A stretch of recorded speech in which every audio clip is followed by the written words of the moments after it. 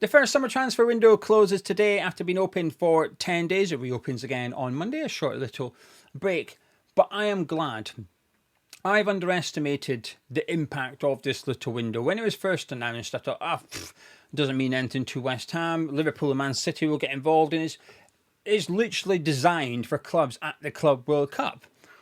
So foolishly, I thought, well, that's not going to bother West Ham. Move along, nothing to see here. I've completely underestimated the impact it had on the transfer market in general. So Manchester City are trying to do all their summer business now so that they go to the Club World Cup with the squad for next season. But I think what I've underestimated here is the fact that what it means is that they've just given a decent bit of money to Wolves for Ait-Nouri because they had to sign Larsson. So that money that came in for Cunha, half of it was earmarked for Larsson already. But now Wolves have got money in their back pocket, right? So you can go spend money now.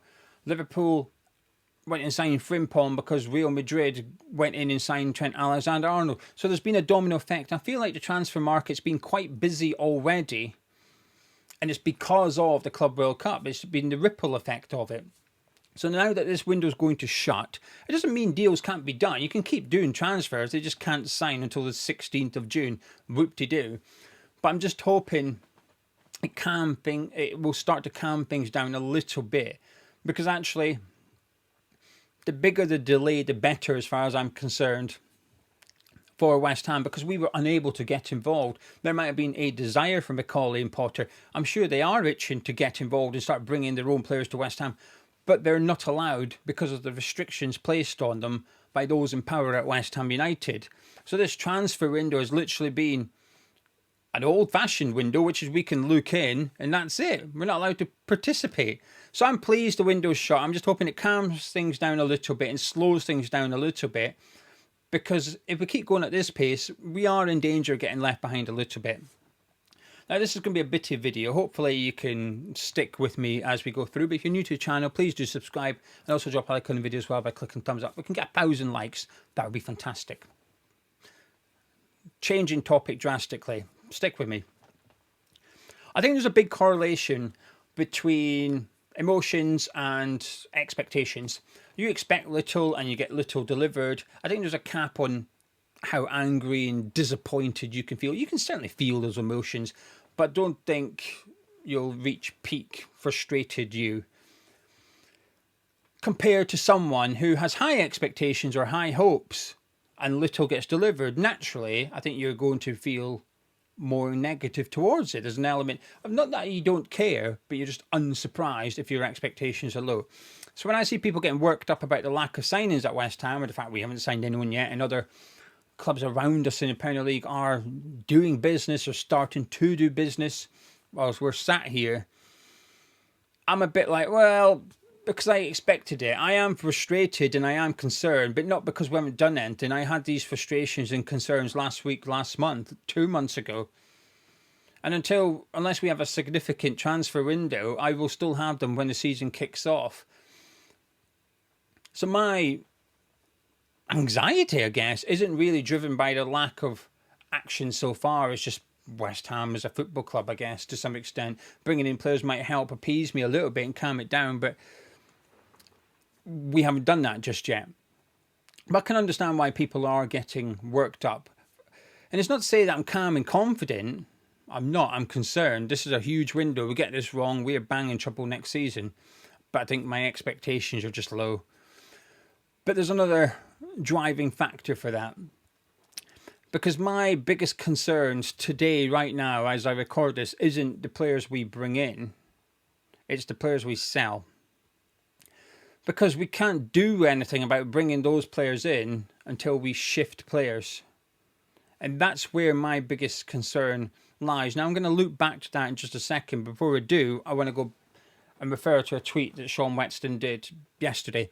I've been waiting for this tweet. Because The Athletic did their article the other day about how much they think every Premier League club could spend, how much wiggle room they've got for PSR. And we were a 7th, 95 million in the green. They said West Ham could lose up to 95 million and they're still okay.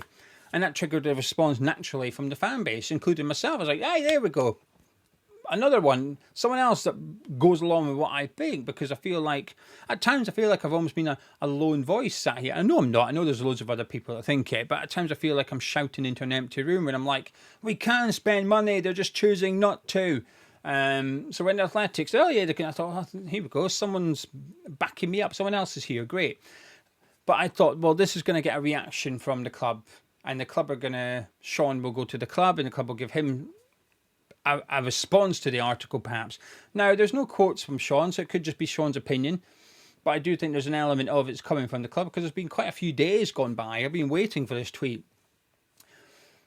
And you can go look up for yourself. His Twitter handle is West Ham Football. You don't even need to be on Twitter to look at it. You can still go look at it anyway. Just Google it.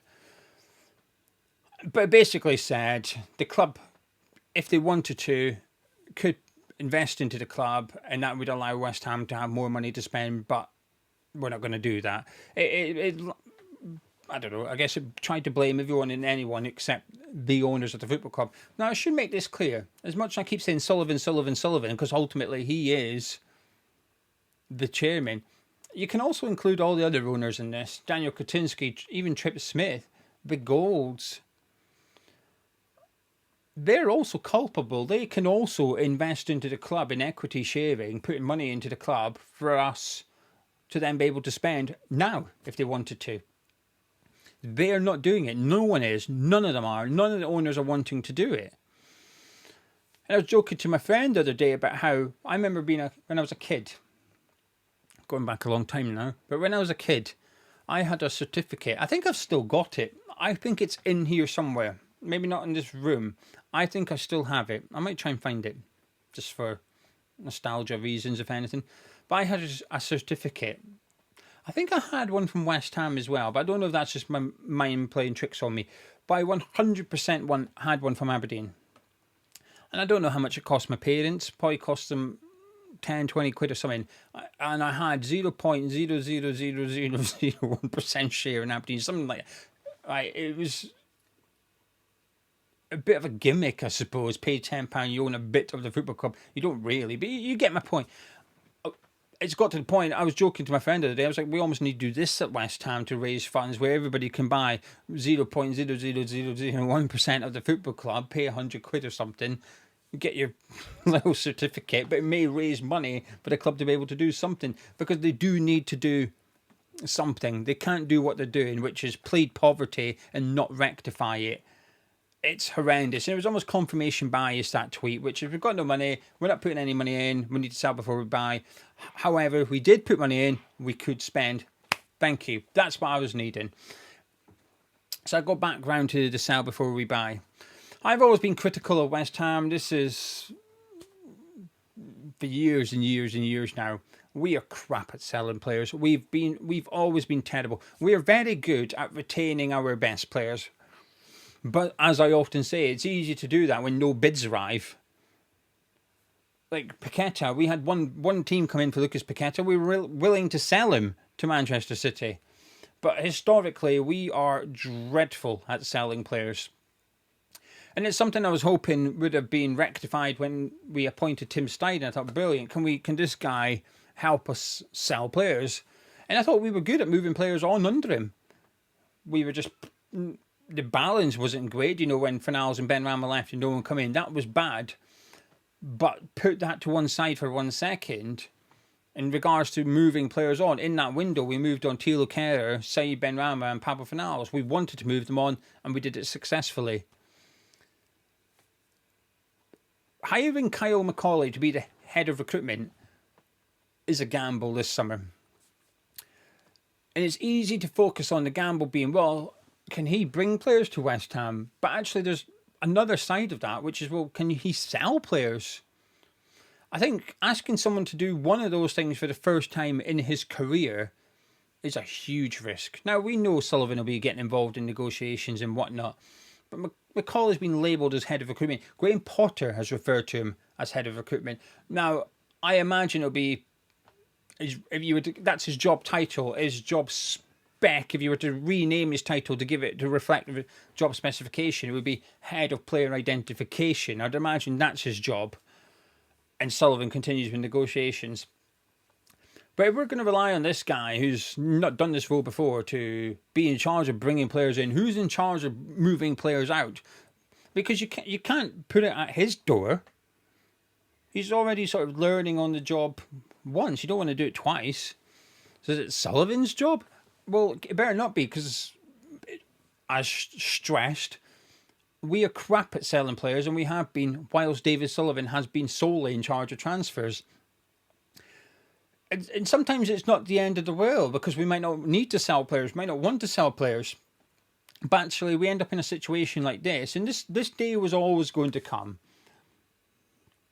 Poor transfer decisions and poor financial decisions and whatnot. This day was always going to come where you get stuck.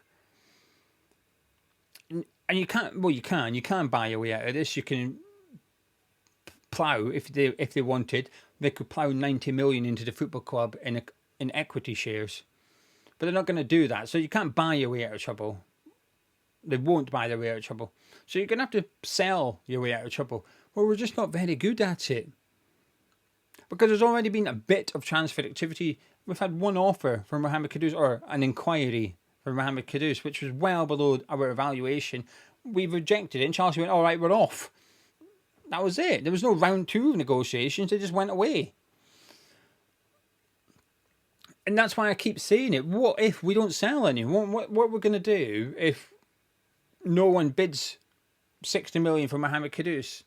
Means we keep him next season. Great. We keep a hold of Mohammed Kudus. I don't actually have an issue with that. But then what? What's the backup plan?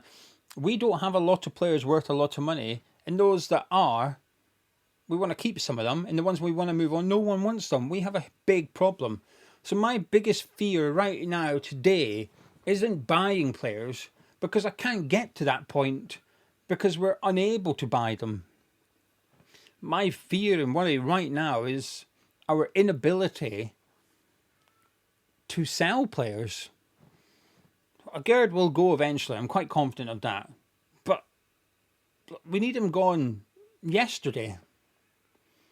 Kudus may go this summer. Well, we need him gone yesterday for a good fee as well. Because I have a fear what's going to happen with Kudus is we'll sell him midway through July. And we've heard of panic buying. I think we're going to end up panic selling Mohammed Kudus. I think we'll take 55 million or something like that, because there's no one else. There's no bidding war. Because we've had a Saudi club interested in him. Chelsea were interested in him. We've had clubs that were trying to get their business done before today looking at him and decided, no thank you. It's not a great situation to be in here. Because we are relying on players getting their own move. You know, Emerson's fully expected to leave. Well, where's he going? Because has he got a club lined up already? If so, where are they? Why are they not bidding for him? And if not, then what's the plan? I think we are basically hoping Edson Alvarez sorts his own transfer out and that Emerson sorts his own transfer out. And I think that's risky, and that's being kind. And even though my expectations of doing good business this summer are quite low, my concern over not being able to do good business, that's high.